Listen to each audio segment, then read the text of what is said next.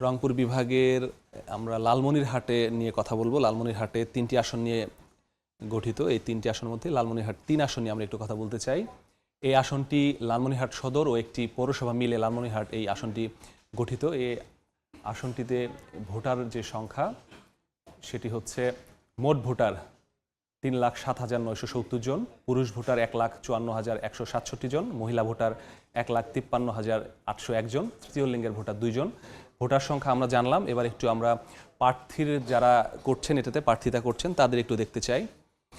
এই আসনে 7 জন প্রার্থিতা করছেন। তার মধ্যে প্রধান যে প্রতিদ্বন্দ্বিতা যেটি হওয়ার সম্ভাবনা রয়েছে সেটি হচ্ছে বিএনপি, জামায়াত এবং জাতীয় পার্টি। কারণ এই আসনটি আমরা গত যদি 10টি সংসদীয় নির্বাচন দেখি, এই যে নির্বাচন যেগুলো হয়েছে বিগত সময়ে, তখন কিন্তু এটি জাতীয় পার্টির যে দখলেই ছিল। 5 বার জাতীয় পার্টি এখান থেকে নির্বাচিত হয়েছে। জিএম কাদের জাতীয় পার্টির চেয়ারম্যান, তিনি কিন্তু এখানে একাধিকবার নির্বাচিত হয়েছেন। তো তার যেই জনপ্রিয়তা, সেটি যদি তার যে প্রার্থী জাহিদ হাসান তিনি যদি ধরে রাখতে পারে, হয়তোবা তিনি ভালো ফাইট দিতে পারে।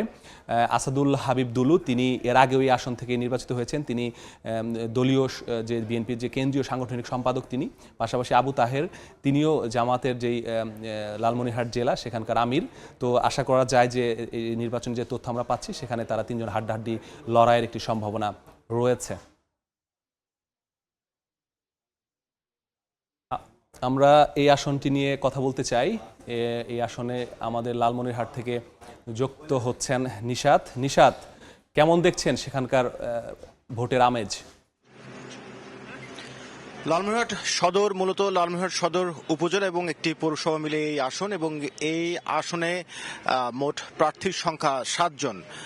বিএনপি, জামায়াত, জাতীয় পার্টি ছাড়াও গণসংহতি আন্দোলন, ইসলামী আন্দোলন বাংলাদেশ, 7টি দলের প্রার্থী এখানে অংশ নিয়েছে ভোটে। তবে মূল যে প্রতিদ্বন্দ্বিতা সেটি আমরা দেখছি যে বিএনপির আসাদুল হাবিব দুলু, জামায়াতের প্রার্থী আবু তাহের এবং জাতীয় পার্টির জাহিদ হাসান, এই 3 প্রার্থীর মধ্যেই মূলত প্রতিদ্বন্দ্বিতা হবে।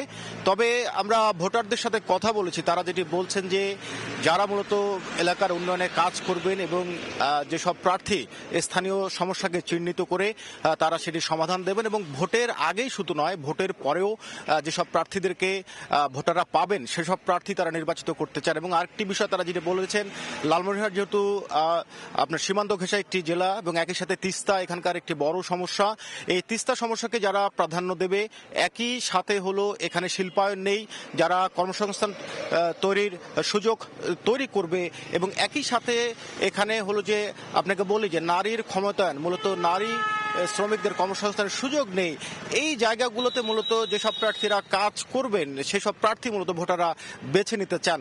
এখন হলো যে ভোটাররা আসলে ভোটের দিনের জন্য অপেক্ষা করছেন, তাদের প্রত্যাশা একটি উৎসমুখর ভোট এবার হবে। তো সবকিছু মিলে এই ছিল লালমনিরহাট সদর 3 আসনের সবশেষ তথ্য আমার কাছে। নিশাত, আপনাকে অসংখ্য ধন্যবাদ গুরুত্বপূর্ণ তথ্য শেয়ার করার জন্য।